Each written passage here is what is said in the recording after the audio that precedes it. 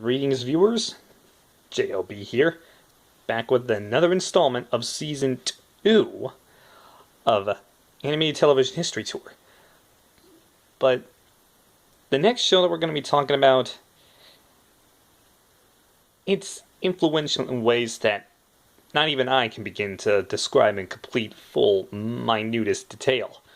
So I think the best way to sum it all up is by playing a little game of Jeopardy here on our show. Answer: without doubt one of the most influential shows ever made, and also ranked in 2013 by Television Guide as the second greatest television cartoon of all time. What is the Flintstones? That's right. On today's program, we are going to be talking about the most famous prehistoric family in history, the Flintstones. For those of you who are definitely around my age, you probably remember the Flintstones. The basic show set in a comical, satirical version of the Stone Age, or the era of the caveman, where, although they use primitive technology, the people who live within the suburban town of Bedrock, well, suburban and city town of Bedrock, resembles the mid-20th century of suburban America. The plots of each of the episodes deliberately resemble the sitcoms of the era when this aired, which was the early 60s, with cavemen Flintstone and with the caveman families of the Flintstones and the Rubbles getting into some minor conflicts and characterizations of modern life.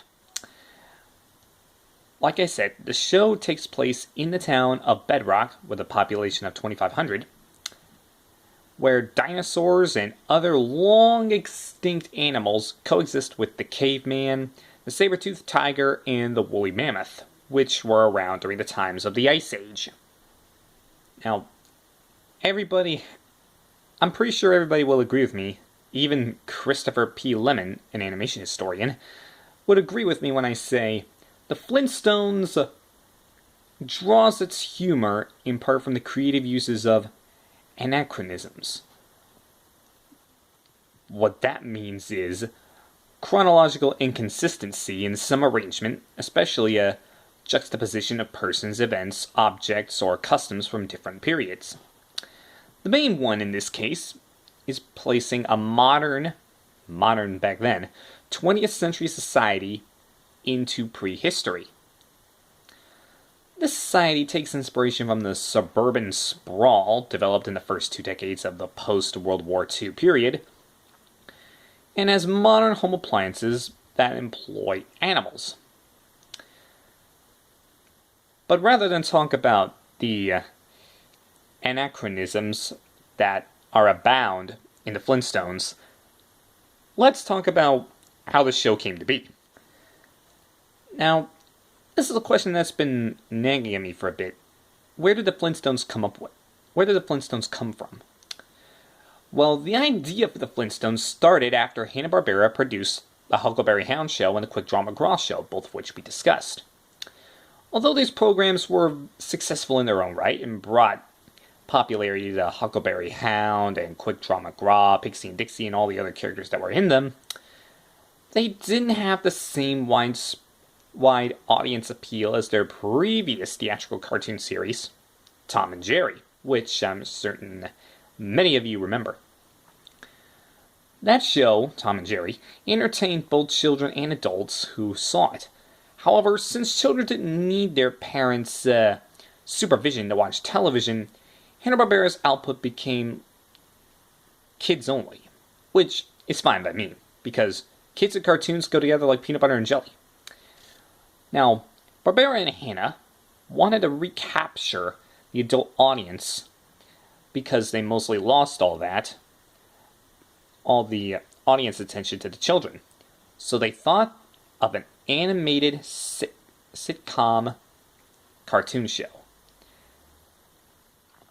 Now, Barbera and Hanna experimented with hillbillies, with a hillbilly theme later being incorporated in 2 Flintstones episodes that involved them, the Bedrock Hillbillies and the Hat-Rocks and the Gruesomes. Romans, where Hanna-Barbera eventually created the show Roman Holidays. Pilgrims, and Indians as the settings for the 2 families before deciding on the Stone Age being the setting for this show. According to Barbera, they settled on that because, quote, you could take anything that was current and convert it to the Stone Age, unquote.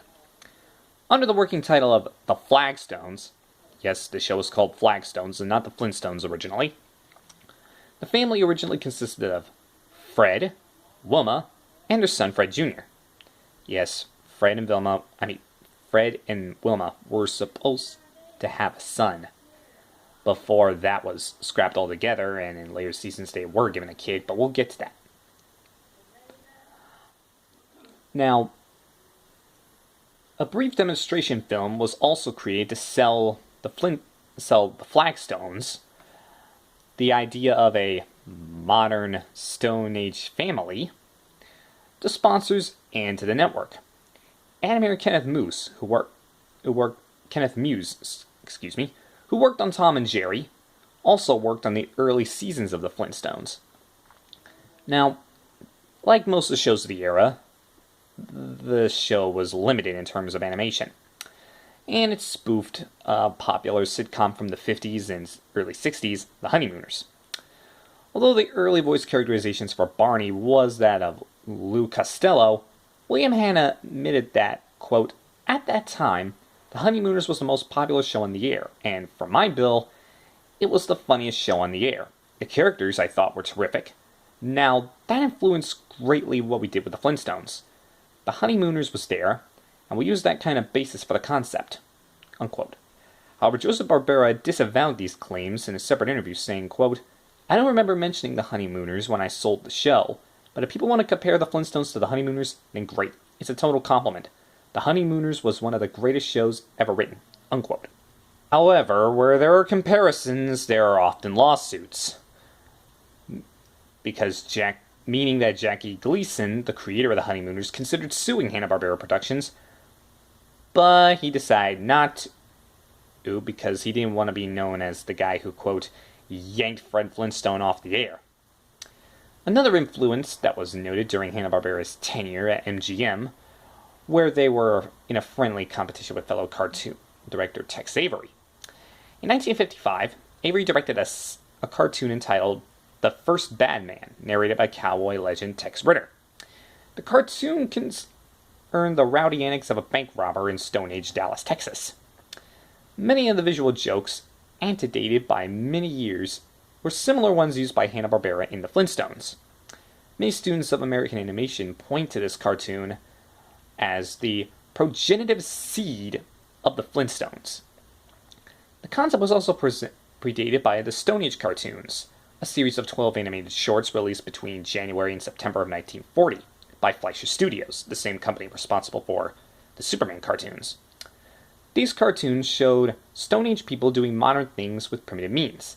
One example is the short called Granite Hotel, including characters such as a newsboy, a telephone operator, hotel clerk, and a spoof of Edgar Bergen and his puppet Charlie McCarthy. The show was put into production. It was given the green light, but the name had to be changed. So it was changed from Flagstones to the name we know today, the Flintstones. Possibly to avoid confusion with the characters in the comic strip High and Lois. Or Louise, or whatever. Despite the animation in a fantasy setting, the series was initially aimed at the adult audience, which means that your grandparents or your great-grandparents most likely saw this show when they were young adults. Which was in this whole adult audience thing was reflected in the comedy writing, which resembled the average primetime sitcoms of the era, as I mentioned. Now, The Flintstones premiered on September 30th, 1960 at 8:30 p.m., and it quickly became a hit. It was the first American animated show to depict 2 people of the opposite gender, Fred and Wilma, and Barney and Betty, sharing a bedroom together. Although Fred and Wilma are sometimes depicted as sleeping in two separate beds. For example, the first live-action depiction of this in American TV history was in television's first ever sitcom, Mary, Kay, and Johnny in 1947. Now, the first two seasons were sponsored by Winston Cigarettes, and the characters appeared in several black and white TV commercials for Winston. However, that was soon edged out. During the third season, it was decided for Fred and Wilma to have a kid. And of course, as we know, that is where Little Pebbles came in, who was later voiced by Rusty Taylor. God bless your soul. It then was officially decided for the Rubbles to have a kid of their own, but an adopted one, a little boy by the name of Bam Bam. Now, this show, originally, it didn't do so great. Variety magazine called it a pen and ink disaster, and the series was among many that debuted in a, quote, vast wasteland of a 1960-1961 television season, and it was considered one of the worst in television history up to that point. As late as the 80s, highbrow critics derided the show's limited animation and derivative plots, but despite the mixed critical reviews, the Flintstones generally became a television classic, and for good reason. The comedy was good, the plots were interesting, and the antics between Barney and Rubble were engaging. The show was rerun continuously for 5 decades after it ended, and it spun off many, many, many television series and movies.